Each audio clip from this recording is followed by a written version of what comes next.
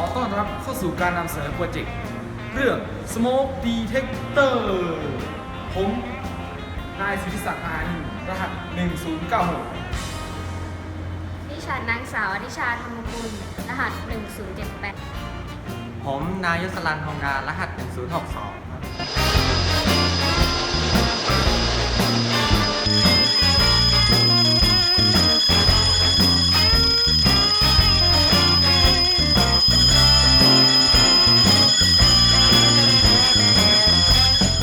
ในกลุ่มของพวกเราก็ได้ศึกษาและออกแบบวงจร Smoke Detector ซึ่งเป็นเครื่องตรวจจับควันเพื่อแจ้งเตือนว่ามีเหตุเพลิงไหม้เกิดขึ้นค่ะ วัตถุประสงค์ของการศึกษาครั้งนี้ 1. เรียนรู้และเข้าใจหลักการทำงานของ Smoke Detector 2. เรียนรู้การใช้งานของ Op-amp LM358 3. เรียนรู้การใช้งานของไดโอด 10A07 4. เรียนรู้การใช้งานของ MQ2 Gas Sensor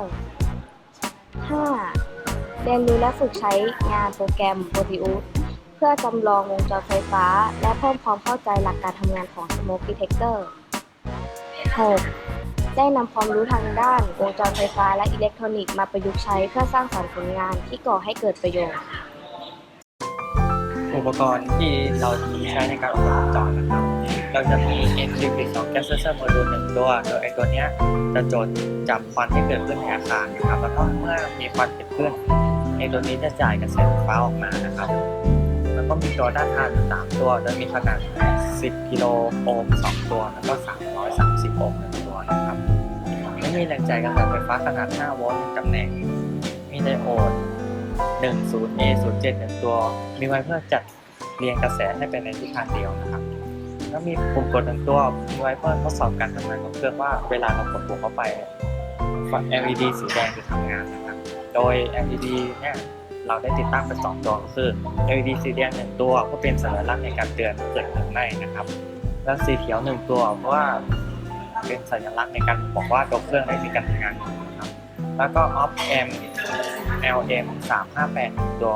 เพื่อควบคุมการทำงานของ LED สีแดงเมื่อกระแสไหลมานะครับโดยถ้ากระแสไหลเข้ามาในทาง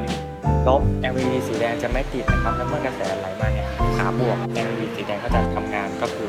เกิดเพลิงไหม้นั่นเองครับ เราจะทดสอบวงจรนี้โดย Start วงจรนะครับ จากผลการทดลองทั้ง 3 กรณี กรณีที่ 1 ทดสอบวงจรเสมือนว่าตรวจจับควันได้โดยการกดปุ่มและท่อนปุ่มนี้นะครับ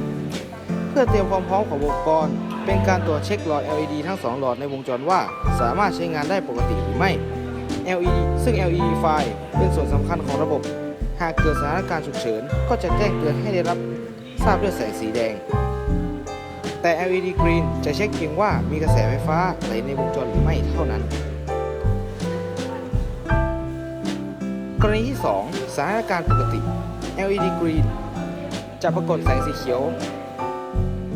ที่มีกระแสไฟฟ้าไหลในวงจรตลอดเวลา ส่วน LED ไฟจะไม่ปรากฏแสงสีแดงเนื่องจากขาบวกของ Op-amp มีค่าสายไฟฟ้าน้อยกว่าขาลบทำให้แรงดันไฟฟ้าขาออกมีค่าเป็นลบส่งผลให้ LED ไฟไม่ติดนั่นเองนะครับผมกรณีที่ 3 สถานการณ์เมื่อเกิดเพลิงไหม้มีควันไฟเกิดขึ้นตามมา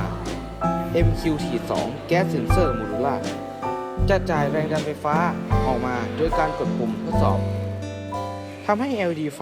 ปรากฏแสงสีแดงเนื่องจากขาบวกของ Op-amp มีสัดไฟฟ้ามากกว่าขาลบทำให้แรงดันไฟฟ้าขาออกมีค่าเป็นบวกส่งผลให้ LED ไฟติด